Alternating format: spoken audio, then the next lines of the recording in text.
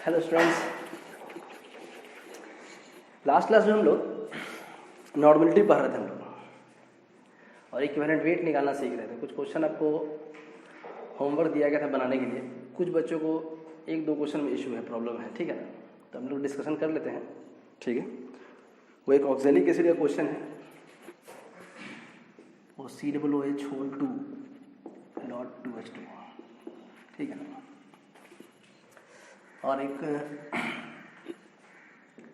Question था potassium का K2SO4 dot Al2SO4 whole 3 dot 24H2, ठीक है। इन दोनों क्वेश्चन में ज़्यादा इशू है बच्चों। आप देख लीजिए कैसे बनाएंगे, इसका इक्विवेलेंट वेट कैसे निकालेंगे, ठीक है ना। मोलर मास तो आपको खैर आता है निकालने के लिए, सारा खैर एन फैक्टर का है। अगर एन फैक्टर आपको निकालने का आ गया तो फिर कोई प्रॉब्लम नहीं करेगा, ठीक है ना। ये ऑक्जेलिक एसिड क्रिस्टल है, ठीक है ना। ये पोटेशियम है, ठीक है। देखिए कैसे निकालेंगे इक्विवेलेंट वेट। इक्विवेलेंट वेट के लिए क्या करेंगे हम लोग, इसका मोलर मास फाइंड आउट करेंगे। कितना आएगा, 126 आएगा।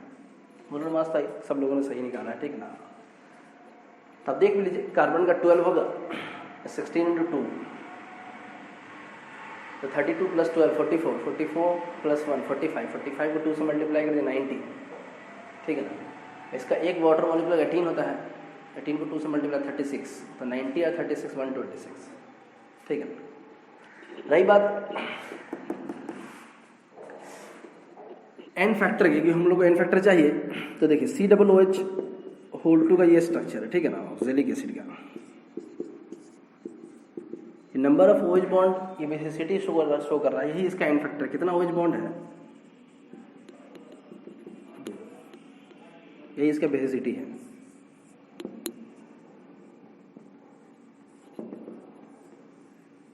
दो से डिवाइड करिए, कितना आएगा, 63, ठीक है ना। ये सब केमिकल बॉन्डिंग में आपको ये स्ट्रक्चर सब सिखाया गया था बनाने के लिए, ठीक है। अब देखिए इसको, देखिए पोटेशियम को देखिएगा, इसको आइनेस की देखिए क्या बनेगा, 2K प्लस SO4 2 माइनस, है ना। लास्ट क्लास में आपको बता रहे थे, देखिए अगर ब्रेक करना है तो कुछ नहीं कीजिए, 2 पोटेशियम 2 बगल में लाइए, ठीक है ना, 2K, और ये SO4 पूरा एक यूनिट है, ठीक है ना। SO4 लिखिए आप, कितना SO4 1 है, इस पर 1 प्लस दीजिए। कितना पोटेशियम 2 है, इस पर 2 माइनस लिखिए, ठीक है ना। यहाँ पे सेम चीज़ देखिए, इसको Al2SO4 होल 3 को आप तोड़िएगा ना, ब्रेक कीजिएगा तो बना गया क्या, 2 एल्यूमिनियम, ठीक है ना। कितना सल्फेट 3, इस पर 3 प्लस दीजिए आप, बस 3 आगे रखिए, ठीक है ना।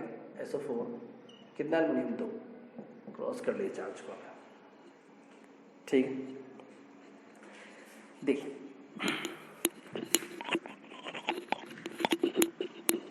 इसका एन फैक्टर कितना, नेट पॉजिटिव चार्ज या फिर नेट निगेटिव चार्ज, ठीक है ना, 2 आएगा, है ना। पॉजिटिव चार्ज 2 या फिर निगेटिव चार्ज, मैग्नीट्यूड से मतलब साइन से मतलब नहीं है, ठीक है ना। यहाँ देखिए इसका एन फैक्टर कितना 6, है ना। टोटल चार्ज 2 × 3 6 होगा, और 3 × 2 भी 6, ठीक है। Net positive charge, net negative charge से मतलब, देखिए इक्विवेलेंट वेट निकालेंगे, इसका मोलर मास 948 आएगा, पहले भी निकाल चुके हम लोग, ठीक है ना। सेकेंड लेक्चर में आपको ना दिया गया था बनाने के लिए भी आपको, और बहुत सारे बच्चों ने बना भी लिया, ठीक है ना। आप लोग तो खैर अब निकाल के देख लीजिएगा, याद नहीं होगा अगर आपको तो। खैर टोटल एन फैक्टर देखिए कितना, 2 और 6, टोटल एन फैक्टर कितना 8। आप 8 से डिवाइड कर लीजिए, जो आएगा वो आंसर होगा, ठीक है। तो दिक्कत नहीं, लिख लीजिए आप।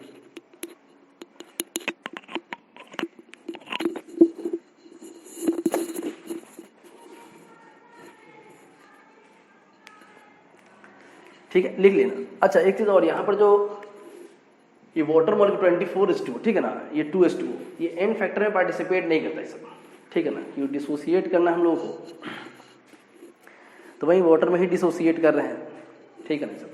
तो वाटर मॉलिक्यूल क्या है ना, एन फैक्टर में पार्टिसिपेट नहीं करता हम लोग, ठीक है ना। तो इसलिए अब ये इस चीज़ से कन्फ्यूजन नहीं हो, वाटर मॉलिक्यूल 1 है या 2 है या 24 है या 75, इससे कोई दिक्कत नहीं है, ठीक है। अब देखिए लास्ट ना ये कुछ हम लोग सिंपल मॉलिक्यूल सबका एन फैक्टर निकाले हम लोग, ठीक है ना। अभी कुछ रिएक्शंस देखेंगे अभी हम लोग, रिएक्शन के अंदर ना एन फैक्टर कैसे निकालते हैं, ठीक है। देखिएगा इलेक्ट्रोकेमिस्ट्री में थोड़ा यूज करेंगे हम इसको।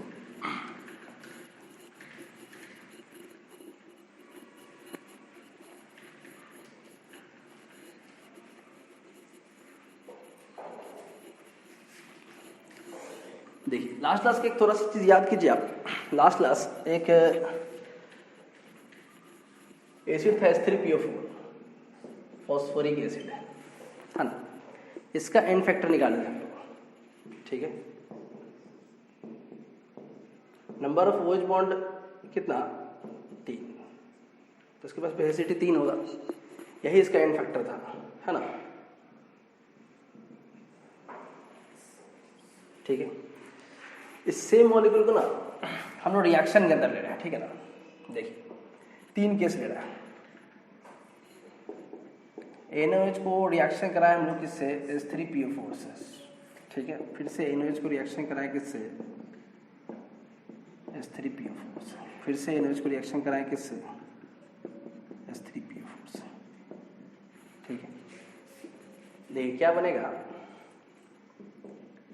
NaPO4, ठीक है ना, Na3PO4 सोडियम फॉस्फेट बनेगा, NaHPO4 सोडियम हाइड्रोजन फॉस्फेट बनेगा क्या, Na2 Na, ठीक है ना, NaH2, ठीक है। देखिएगा और बाई प्रोडक्ट्स में क्या बनेगा यहाँ पर, देखिए यहाँ 3 सोडियम है, बैलेंस करना चाहिए, कर लीजिए, ठीक है ना। 3 वाटर मॉलिक्यूल बन जाएगा हमारे पास, ठीक है। और यहाँ 2 सोडियम 2 वाटर मॉलिक्यूल बनेगा, और यहाँ ही बैलेंस कर दीजिए, ठीक है। यहाँ पर खैर बैलेंस करने की जरूरत नहीं पड़ेगी, ठीक है ना, ऑलरेडी बैलेंस है, ठीक है। देखिए वही H3PO4 है ना। तो जब हम लोग को सिंपल मॉलिक्यूल दिया, उसका इक्विवेलेंट वेट पूछ रहा था हम लोग के पास, तो हम लोग क्या किए, इक्विवेलेंट वेट निकालने के लिए मोलर मास का 98 आएगा और डिवाइड बाई 3, है ना। तो आया क्या आंसर हम लोग के पास। लेकिन रिएक्शंस के अंदर इक्विवेलेंट वेट कैसे निकालते हैं इसको देखिएगा आप।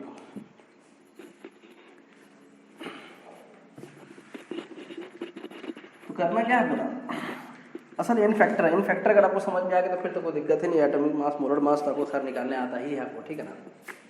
देखिए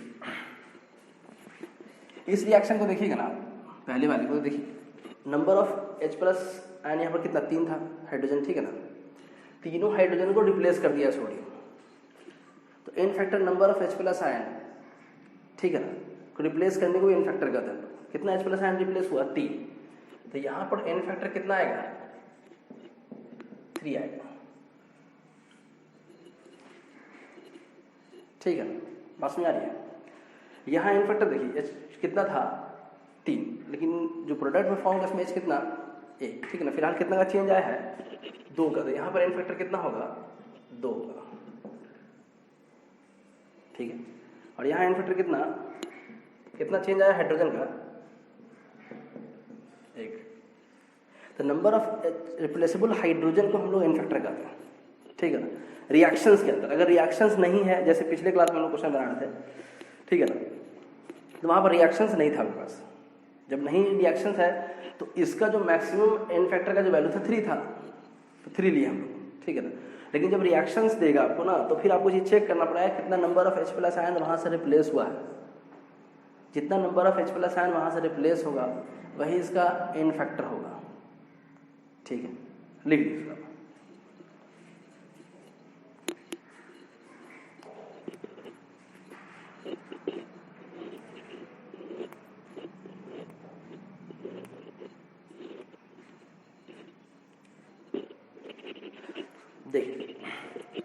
देखिए रिएक्शंस के अंदर इस तरह से निकालते हैं, ठीक है ना। अब कुछ रिएक्शंस और हैं जो क्लास 11 में रॉक्स रिएक्शन में भी पढ़े थे हम लोग, थोड़ा याद दिला दे रहे आपको हम, ऐसे तो आपको बताया गया था वहाँ पर, फिर भी आप देख लीजिए, ठीक है ना। थोड़ा इलेक्ट्रोकेमिस्ट्री में यूज़ करेंगे हम उसको, ऑक्सीडेशन रिडक्शन के कॉन्सेप्ट से, ठीक है।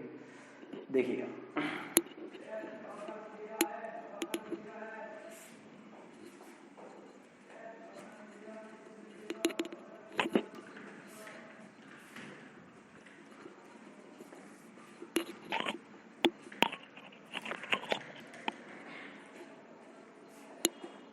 देखिए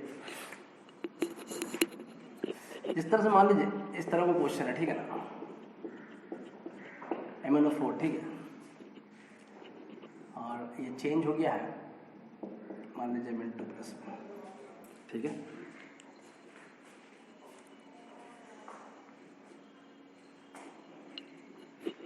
यहाँ पर हम लोग इक्विवेलेंट वेट निकालना है, ठीक है, तो मोलर मास तो खैर आप निकाल ही लेंगे, एन फैक्टर चाहिए सर हम लोग। एन फैक्टर अगर निकाल लेंगे तो फिर तो कोई दिक्कत ही नहीं है, ठीक है। तो देखिए लास्ट क्लास एन फैक्टर क्या था, हम लोग पास ना वैलेंसी था जो हम लोग देख लिए थे एलिमेंट के केस में, net positive charge, negative charge आज भी बता रहे थे, पिछले क्लास में भी था हम लोग पास, ठीक है ना, एसिडिटी, बेसिसिटी, या लास्ट वाला जो था number of electron changes during redox reaction, ठीक है। रेडॉक्स रिएक्शन मतलब ऑक्सीडेशन या रिडक्शन के अंदर कितना नंबर ऑफ इलेक्ट्रॉन चेंज करता है, यही इसका एन फैक्टर होगा। इसके लिए आपको ऑक्सीडेशन नंबर निकालने आना चाहिए, ठीक है। ये क्लास 11th में रेडॉक्स रिएक्शन में सब आपको पढ़ाया हुआ है, ठीक है। तो फिर भी आप थोड़ा सा याद कर लीजिए, कॉपी होगा आपके पास, ठीक है ना, आप नोट्स देख लीजिएगा, ठीक है ना, पढ़ लीजिएगा, आपको मिल जाएगा, या सब याद भी आ जाएगा आपको क्या क्या पढ़े थे, ठीक है। देखिए पहले तो ऑक्सीडेशन नंबर निकालिए आप, ठीक है ना, इसका ऑक्सीडेशन नंबर निकाले 7 आएगा, ठीक है। क्लास 11 में पढ़ाऊंगा वो थोड़ा हम याद दिला दे रहे हैं कैसे 7 आएगा, लेकिन आप प्रैक्टिस आपको होना चाहिए, ठीक है ना, देख करके ऑक्सीडेशन नंबर बता दीजिए, काम खत्म, निकालने करने की ज़रूरत नहीं पड़नी चाहिए, ठीक है ना। वो बचपन में हम लोग पढ़ते थे भाई एक्स मान लिया, फलाना कर लिया, ठीक है ना, आप देखिए और आंसर लिखिए, ठीक है। खैर देख लीजिए, आप याद दिला दे रहे थोड़ा सा आपका। आप लोग क्या करते थे ना, ऑक्सीडेशन नंबर को एक्स मान लिया करते थे, ABCD जो चाहिए मान लीजिए आप एक्स। ऑक्सीजन का बाई रूल हमारे पास ऑक्सीडेशन नंबर -2 है, 4 ऑक्सीजन तो -8 लेंगे हम लोग, और जो होल पर जो चार्ज होता है, ठीक है ना, इक्वल टू का राइट साइड जाएगा, ठीक है। तो एक्स बराबर क्या लिखेंगे हम लोग, -1 + 8, एक्स बराबर क्या लिखेंगे +7। तो ये काम आपको ना देख कर करने आना चाहिए, ठीक है ना, इतना टाइम वाइम लगाने की ज़रूरत नहीं है आपको, इतना कुछ पढ़ाया गया क्लास 11 में आपको, ठीक है ना। तो आपको इतना तो उम्मीद हम कर ही सकते हैं कि आप ये सब बिना इसके हेल्प से आप डायरेक्ट आंसर लिख सकते हो, ठीक। अब देखिए ये निकालिए ना, देखिए मैग्नीज का ऑक्सीडेशन नंबर कहाँ से चेंज हुआ, 7 से कहाँ गया 2 पर, ठीक है। चार्ज का घटना रिडक्शन है, चार्ज का घटना रिडक्शन, ऑक्सीडेशन नंबर डिक्रीज करना रिडक्शन है, increase in oxidation number oxidation है, और decrease in oxidation number reduction है, ठीक है। तो देखिए 7 से कितना चेंज आया 2 का, कितना इलेक्ट्रॉन गेन करेगा ये 5, यही इसका एन फैक्टर, जितना इलेक्ट्रॉन गेन या फिर लॉस कर रहा है इसका एन फैक्टर है। आप इक्विवेलेंट वेट निकालने के लिए क्या कीजिएगा, इसका अपना मोलर मास निकाल लीजिएगा, डिवाइड बाय क्या कीजिएगा 5 कीजिएगा, बात समझ में आई। और जो लोग क्लास 11 में रेडॉक्स रिएक्शन नहीं पढ़े होंगे उनको थोड़ा प्रॉब्लम कर सकता है, ठीक है। जो लोग पढ़े हैं आपके पास नोट्स है ऑलरेडी, ठीक है ना, अगर आपको दिक्कत है तो आप पहले उसको देख लीजिए फिर उसको पढ़ लीजिए, ठीक है ना। वैसे कोई इशू नहीं करेगा, बहुत थोड़ा छोटा छोटा चीज़ है, इलेक्ट्रोकेमिस्ट्री में इसका यूज़ करेंगे हम, इसलिए आपको पढ़ाया जा रहा है, ठीक है ना। देखिएगा सेकेंड, इसको लिख लीजिए मेरा,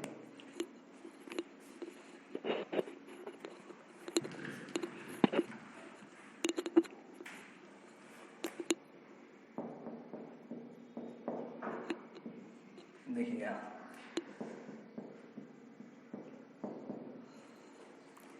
ये MnO4 पर मैग्नेट आयन है, ठीक है ना, MnO4 पर मैग्नेट आयन है, MnO4 2 माइनस मैग्नेट आयन है, ठीक है ना, नाम सुना होगा पोटेशियम पर मैग्नेट, पोटेशियम मैग्नेट, ठीक है ना। अब देखिए इसका निकालना हम लोग है, ऑक्सीडेशन नंबर कितना 7 आएगा, इसमें कितना 6 आएगा। तो इक्विवेलेंट वेट कैसे निकालेंगे, मोलर मास डिवाइड बाई 1, कितना का चेंज आया, देखिए 7 से कहाँ गया 6 पे, चार्ज का घटना रिडक्शन है, कितना इलेक्ट्रॉन गेन करेगा 1, यही जो इलेक्ट्रॉन गेन कर रखा है यही इसका एन फैक्टर है, बात समझ में आई, ठीक है। अब देखिए एक एग्जांपल और देख लीजिए आप, MnO4 माइनस, ठीक है ना, MnO2, ठीक है। ऑक्सीडेशन नंबर निकालिए, कितना आएगा 7 आएगा, ठीक है। यहाँ ऑक्सीडेशन नंबर कितना 4 आएगा, क्लियर है ना, 4 आएगा, -4 उधर जाएगा +4 हो जाएगा। देखिए फिर से वापस 7 से कहाँ गया 4 पर, 4 का इकट्ठा रिडक्शन है, ठीक है। कितना चेंज आया, 3 का चेंज आया ना, 3 इलेक्ट्रॉन, यही जो इलेक्ट्रॉन गेन कर रखा है ना, यही इसका एन फैक्टर है। बोले बात समझ में आ रही है, क्लियर है। इक्विवेलेंट वेट कैसे निकालेंगे, वापस है वही मोलर मास, ठीक है ना। आप मोलर मास फाइंड आउट कर लीजिएगा, ठीक है ना, देखिए कितना आता है, और मोलर मास को कैसे डिवाइड कर देंगे 3 से, तो क्या देगा, इक्विवेलेंट वेट आएगा हमारे पास, ठीक है। लिख लीजिए इसको पहले।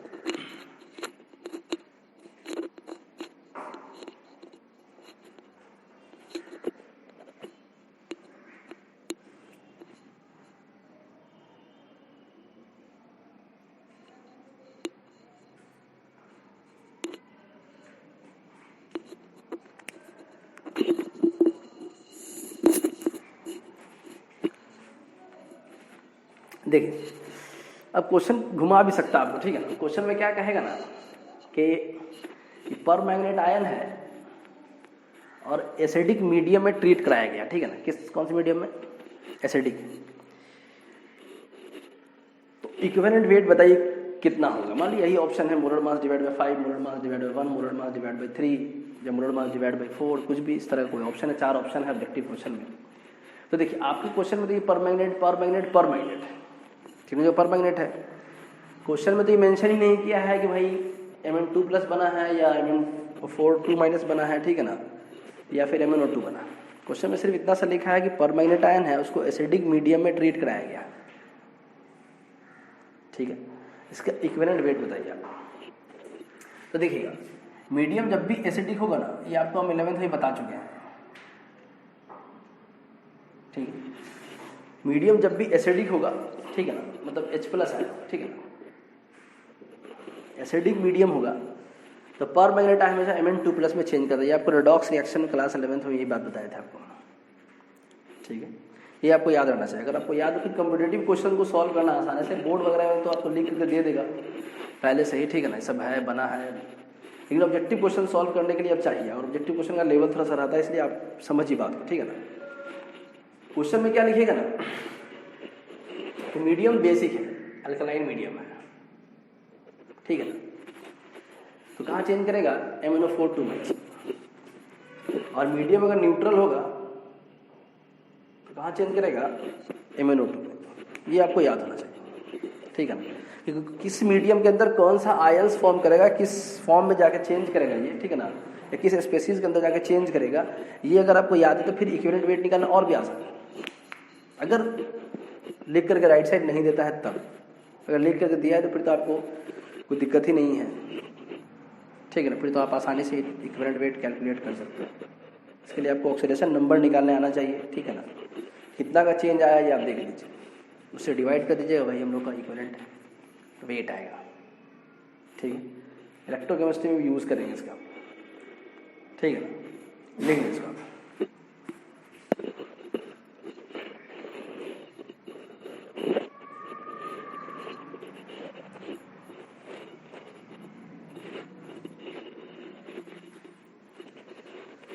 ठीक है, इसी से रिलेटेड कुछ क्वेश्चन आपको हम दे देते हैं, अब बना लीजिएगा इसको, ठीक है, ताकि आपकी वही प्रैक्टिस हो जाए और हमको भी पता चल जाए कि भाई क्या क्या समझे आप, ठीक है ना।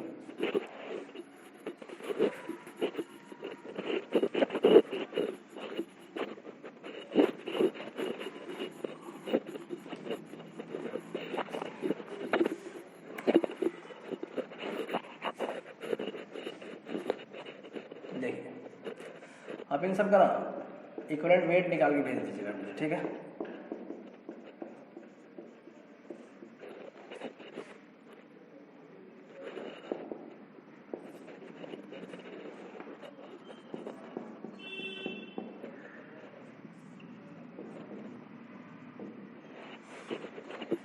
ठीक है, इन सब का इक्विवेलेंट वेट निकाल के भेज दीजिए। बाकी कुछ क्वेश्चन पहले ही बना चुके हम लोग, सब लिख लीजिए, प्रैक्टिस रहना चाहिए आपके पास, ठीक है ना। कॉन्सेप्ट समझिए बनता कैसे है, रटने की ज़रूरत नहीं है किसी से, ठीक, लिख लीजिए।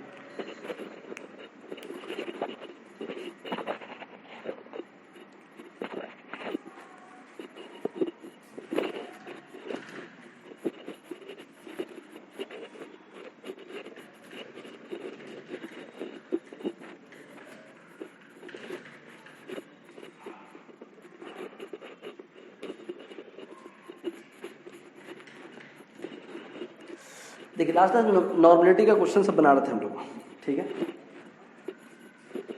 आज हम लोग ना नॉर्मलिटी और मोलारिटी में रिलेशन बनेगी। नॉर्मलिटी को आप मोलारिटी में और मोलारिटी को आप डायरेक्ट नॉर्मलिटी में कैसे चेंज कर सकते हैं, ठीक है।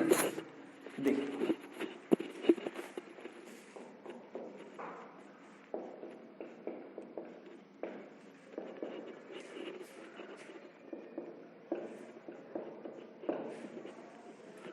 ठीक है, नॉर्मलिटी और मोलारिटी के बीच का रिलेशन।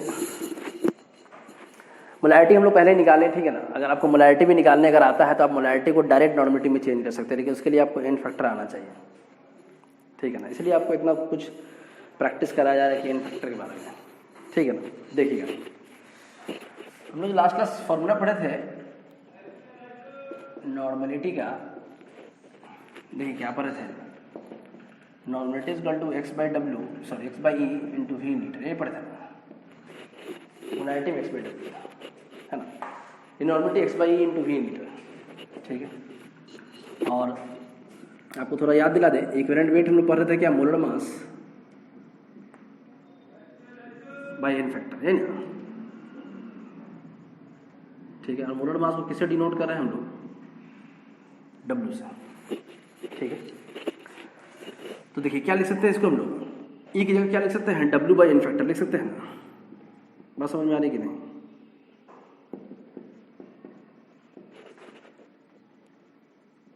ठीक है। E is equal to molar mass divide by n factor, E की जगह पुट कर दिया तो अब देखिए ये एक्स बाई डब्ल्यू, ठीक है ना, एन फैक्टर चला जाएगा ऊपर और ये वॉल्यूम इन लीटर, कितना याद है, ठीक है।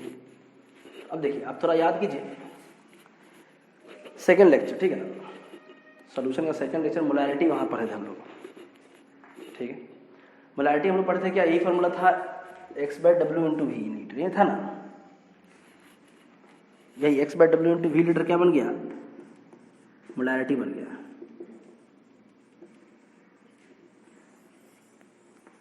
ठीक है।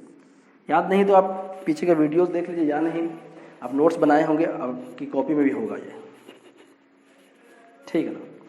तो normality is equal to formula क्या है हम लोग बस मोलारिटी इंटू एन फैक्टर, इस फॉर्मूले को ताबीज बना के पहन लीजिए, डेरिवेशन की ज़रूरत आपको नहीं है, ठीक है ना, पूछेगा नहीं डेरिवेशन आपसे, फॉर्मूले का जरूरत, ठीक है ना। नॉर्मलिटी इक्वल टू क्या, molarity into n factor, molarity अगर आपको निकालने आता है तो नॉर्मलिटी निकल जाएगा, या नॉर्मलिटी निकालने आता है मोलारिटी में चेंज कर सकते हैं। सारा खेल किसका, ये सारा खेल एन फैक्टर का है, ठीक है। लिख लीजिए फिर क्वेश्चन बनाते हैं।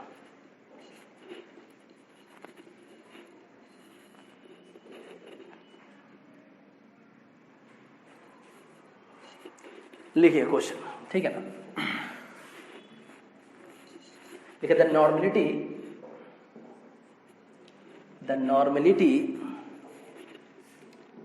of 0.3 molar S3PO4 solution is, the normality of 0.3 molar S3PO4 phosphoric acid solution is, ठीक है, ये ऑप्शन है आपके पास।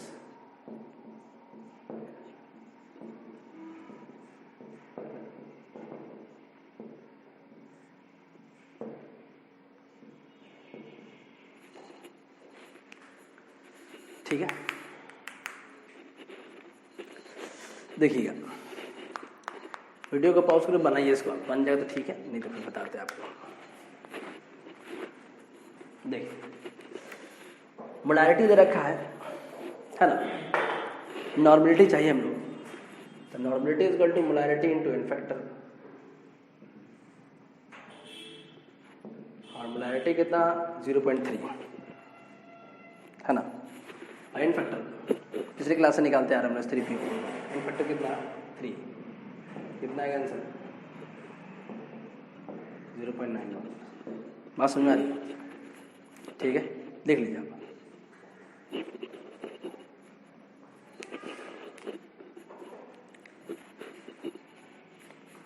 ठीक है, तो अब एन फैक्टर का इंपॉर्टेंस मतलब अगर आपको एन फैक्टर निकालने किसी सॉल्यूट का या किसी भी मॉलिक्यूल या किसी भी सब्सटेंस का अगर आपको आ गया तो फिर कोई इशू नहीं, कोई दिक्कत नहीं, कोई प्रॉब्लम नहीं करेगा आपको नॉर्मलिटी, ठीक है ना। सारा खेल एन फैक्टर का है, इसलिए इतना सारा क्वेश्चन ही बनवाए, लास्ट क्लास भी था, आज भी कुछ क्वेश्चन बनाए हम लोग रिएक्शंस के टर्म में बनाए, ठीक है ना। कुछ होमवर्क भी मिला है आपको, बना लीजिए, ठीक है ना। प्रैक्टिस होना चाहिए, सब कॉन्सेप्ट समझिए, ठीक है ना। कोई ज़रूरी नहीं कि यही डेटा दे आपको, ठीक है, लिख लीजिए आप उसको।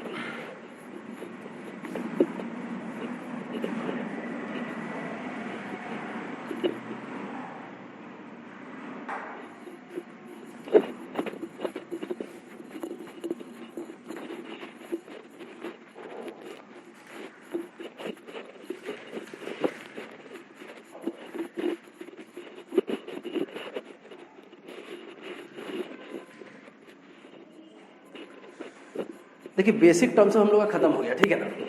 ये बेसिक सोल्यूशन का जो था, यहाँ के बाद आपको सोल्यूशन का मेन टॉपिक सब स्टार्ट होगा, ठीक है। लेकिन आगे बढ़ने से पहले हम लोग जितना कुछ पीछे पढ़े हैं, ठीक है ना, सबका एक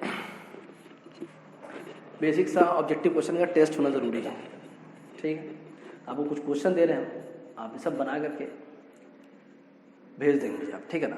और नहीं बनेगा तो फिर हम लोग नेक्स्ट क्लास में डिस्कशन करेंगे, ठीक है। लिखिए क्वेश्चन लिखिएगा।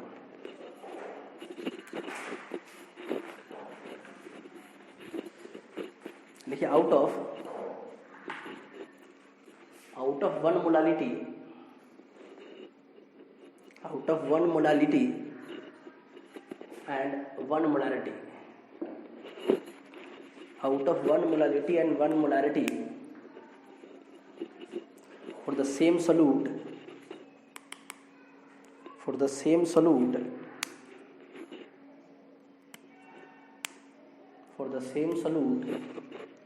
which one is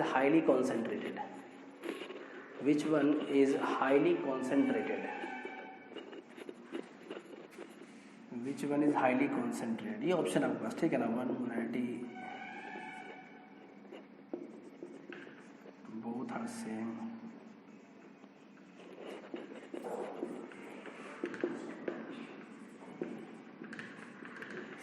ठीक है, देख लीजिए।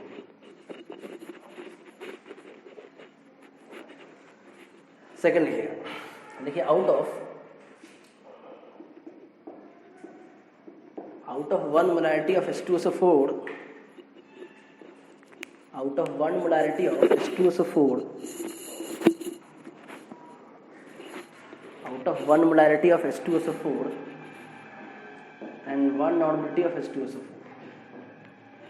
and one normality of H2SO4 solution, which one is highly concentrated?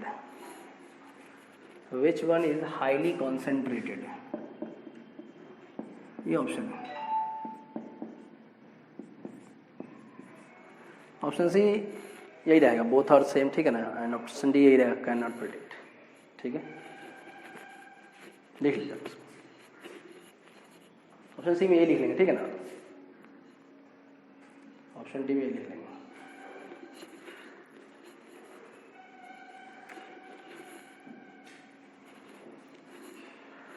देखिए नेक्स्ट थर्ड, देखिए which of the following not affected by, short में लिखिए, ठीक है ना, WOTF, which of the following not affected by, which of the following not affected by temperature, not affected by temperature,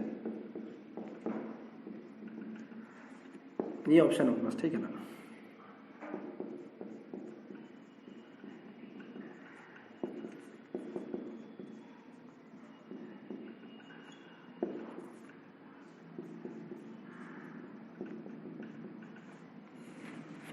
ठीक है,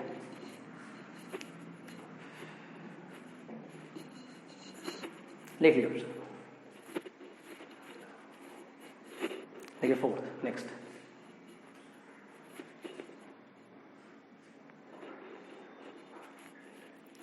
देखिए temperature, if temperature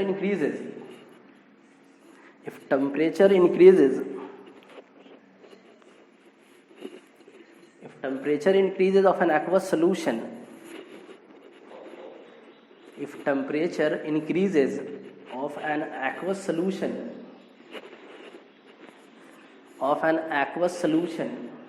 will cause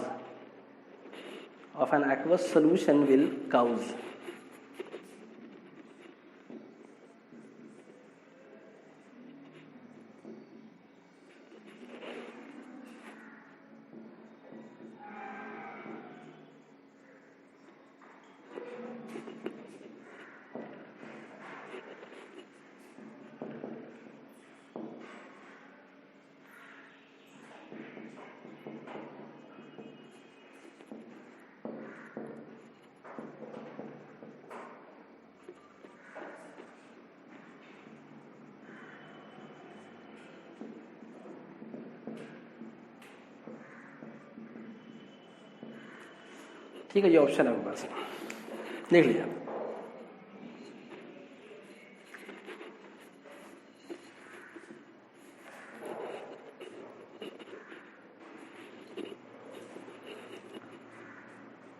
ठीक है, नेक्स्ट लिखिए 6.02 इंटू 10 टू द पावर 22, 6.02 इंटू 10 to the power 22 molecules of urea, 6.02 इंटू 10 to the power 22 molecules of urea. Urea का फार्मूला आपको पता है, पहले ही बता चुके हैं, ठीक है ना। ये सब basic formula glucose, sucrose, urea, acetic acid, benzene, phenol का, ठीक है ना। ये सब घोल के पी लीजिए आप। फिर 6.02 इंटू 10 to the power 22 molecules of urea present in 100 milliliter of solution, present in 100 milliliter of solution, present in 100 milliliter of solution,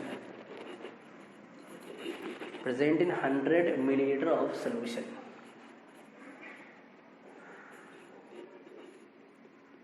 The concentration of urea solution will be, the concentration of urea solution will be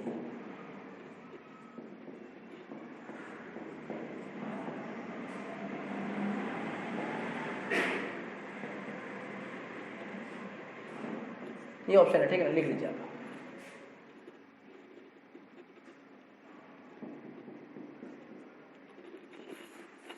ठीक है,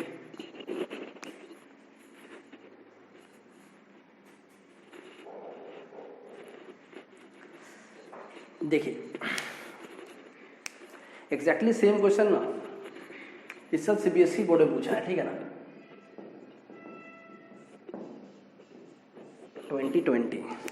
ठीक है, question क्या है लिखिएगा, लिखिए 50 ml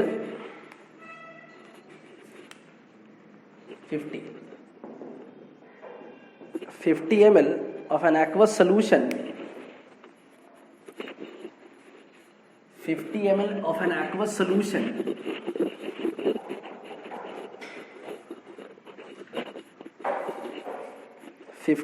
of an aqueous solution of glucose, यहाँ urea, ठीक है ना, यहाँ ग्लूकोज पूछा है। 50 ml of an aqueous solution of glucose contains 6.02 into 10 to the power 22 molecules. 50 ml of an aqueous solution of glucose contains 6.02 into 10 to the power 22 molecules. The concentration of the solution will be, the concentration of the solution will be, the concentration of the solution will be, ये option है, ठीक है ना, 0.1 molar, ठीक है, 0.2 molar, 1.0, ठीक है ना, 2.0, ठीक है। आप देख लीजिएगा, सॉल्व कर लीजिएगा, ठीक है ना, जो भी आपका आंसर आता है, ठीक है ना, बना के आप सब भेज देंगे ग्रुप में, ठीक है। और होमवर्क कौन कौन सा दिया गया था आपको, एनसीईआरटी का जो क्वेश्चन सब था, ठीक है ना, आपके ग्रुप में बता दिया गया है कौन कौन सा क्वेश्चन आपको बनाना है, सब अपडेट कर लीजिए आप, ठीक है ना। यहाँ तक कॉमन टॉपिक सब था, बेसिक सब था, यहाँ के बाद आपका मेन टॉपिक सब स्टार्ट होगा, ठीक है ना। और सब कुछ आपके लिए ही मेहनत किया जा रहा है, आप नहीं पढ़ेंगे तो फिर दिक्कत है ना, एग्ज़ाम में तो आपको बैठना है, हमको तो बैठना नहीं है, ठीक है। तो आप पढ़िएगा तो फिर आपका प्रॉब्लम का सोल्यूशन है, नहीं तो आप ही नहीं पढ़िएगा तो फिर जो प्रॉब्लम था वो है और रहेगा भी, कल भी था, आज भी है, परसों भी रहेगा, ठीक है ना। स्टार्ट तो कीजिए पढ़ना, और बहुत मेहनत है वीडियो बनाने में, बहुत प्रॉब्लम होता है, इतना वीडियो शूट कीजिए फिर अपलोड कीजिए, क्या क्या। और बहुत बच्चों का सपोर्ट है, स्टूडेंट लोग बहुत काफ़ी सपोर्ट किया है। अभी कैमरा के पीछे नाजिश है, शहबाज है, और भी बच्चों ने सब सपोर्ट किया है, रेहान ने सपोर्ट किया है, समीर है, और भी बच्चों ने, ज़ैद ने सपोर्ट किया है, ठीक है ना, शुभम ने सपोर्ट किया है, ठीक है। एक बच्चा है, क्या नाम है उसका, सागर ने सपोर्ट किया है, ठीक है ना। तो बहुत सारे बच्चों ने सपोर्ट किया है। शाकिब नाम का बच्चा, उसका ट्राइपॉड है, बहुत सारे बच्चों का हेल्प से इस वीडियो शूट हो रहा है। एक दो स्टूडेंट का नहीं, मेरा कुछ नहीं है, ठीक है ना। बस यही बोर्ड है, स्केच है बच्चे, बाकी सब बच्चे ही कर रहे हैं सब कुछ, और सब कुछ आप ही के लिए किया जा रहा है। तो मेहनत से पढ़िए, और कोई इशू हो तो बताइए, और यहाँ तक कंप्लीट कर लीजिए आप, ठीक है ना। यहाँ के बाद सोल्यूशन का मेन टॉपिक आपका स्टार्ट होगा आपका, ठीक है ना, ठीक है। यहाँ तक क्लियर करके आप सारा कुछ भेज देंगे। Thank you.